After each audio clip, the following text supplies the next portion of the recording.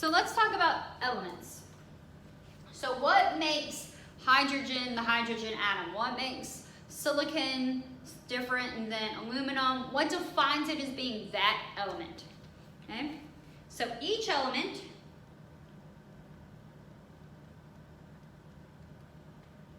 has a unique number of protons in its nucleus. So if I asked you what makes an element, it's the number of protons. If you change the number of protons, you change the element. Now, it's not like I can go in and take some protons out and now make it from one element to another. That's what I'm talking about. I'm saying if the number of protons is different, we're talking about a different element. If electrons change, that's not that we're changing the element. That's a different word. If the neutrons change, we're not saying we change the element. Okay? You could change the electrons, you could change the neutrons, doesn't change the element. Okay? So an element is defined by the number of protons. Now, that number has a name, and we call that the atomic number. So the atomic number is equal to the number of protons in the nucleus of an atom. So the atomic number is the number of protons. When we look at the periodic table in a few slides, the periodic table is arranged based on the atomic number. So as it goes 1, 2, 3, 4, it's increasing in number based on the number of protons. More protons, then you get further down on the periodic table.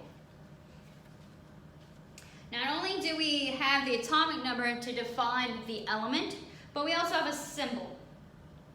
So each element has a unique,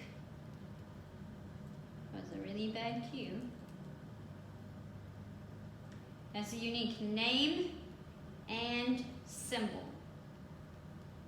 This symbol is either 1 or 2 letters. Kind of just depends. And some of them don't necessarily match with their English name.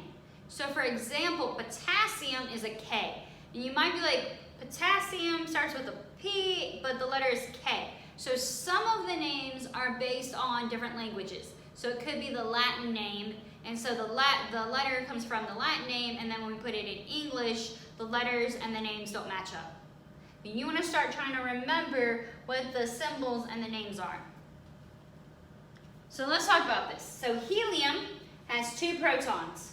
So we've got 2 protons in the nucleus. That's what defines it as a helium.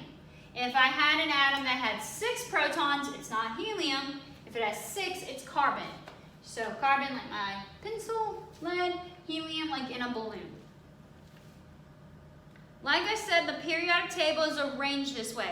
In the front cover of your textbook is a periodic table, and you want to start to be very familiar with the periodic table. We're going to look at it a lot, pretty much every class. So we've got a bunch. I'll talk about later why we've got this big gap and why is this down here and all this. We'll talk about, we have a whole little chapter on this. But let's look at each little block. So each little block here is an element.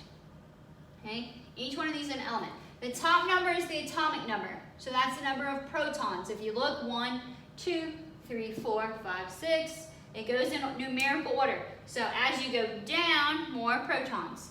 So atomic number and the number of protons. The symbol, it's either 2 letters or 1 letter. And most of the time it matches with the name beryllium, titanium, vanadium. But sometimes it doesn't. Iron is Fe. Over here I said potassium is K. So they don't always match. Sodium is Na. And then the symbol and then below it is the name. So you want to start getting familiar with all this. In the one in your book, there's actually another number below this, and you don't have the name. So in your book, you have the atomic number, the symbol. Most of them don't have the name. You have another number right here, and I'll talk about that number later on in this chapter. Okay? So that is your periodic table. So if I change the number of protons, then I'm talking about a different element. What if I change the number of neutrons? What would that be? So in the next lecture, we're going to talk about what if I change the number of neutrons.